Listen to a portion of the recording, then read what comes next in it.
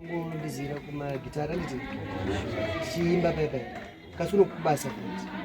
kale munhu anetsa varume batai munhu batai munhu anetsa varume batai munhu batai munhu batai munhu batai munhu batai munhu batai munhu batai munhu batai munhu batai munhu batai munhu batai neche papa batai munhu oru neche papa batai munhu muro bandari batai munhu mona soro batai munhu sota munhu batai munhu batai munhu batai munhu batai munhu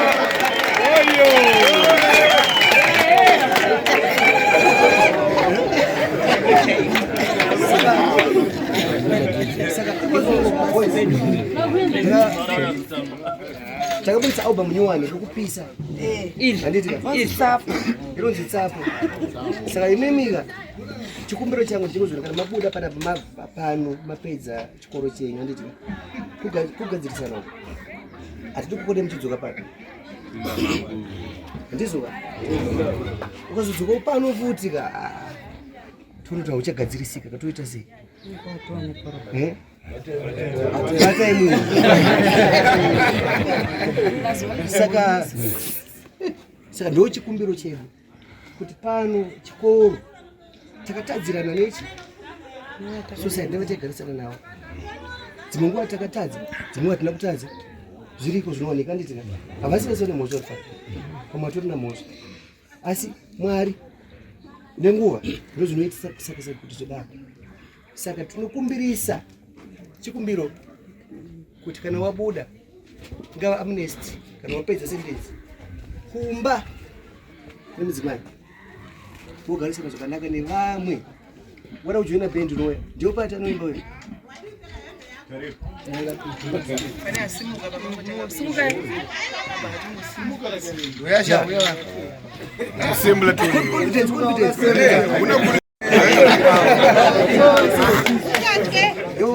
watojoina band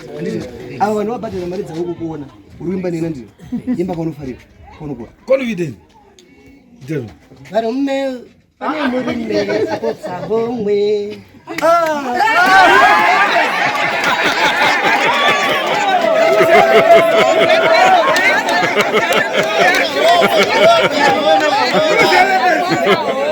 apotsa homwe apinda muhomwe isiri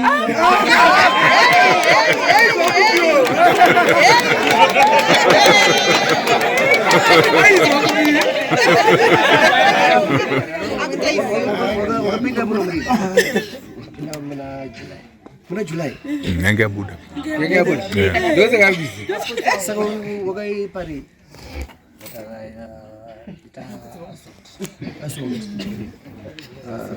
kuna ani machi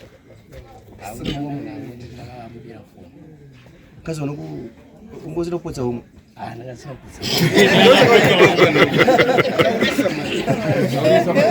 anyway zvatinoodaka toda kuti zoni next time kana wadzokera uko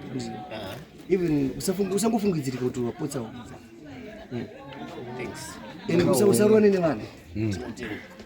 sori mudhara mfana potsa homwe ruhoka rakapinda homwe siri. Kana uchida news ziri up to date wangu Bahasha TV ndo the best entertainment reti kubva kumarutivi mana yese muZimbabwe Bahasha TV nyaya sezvadziri.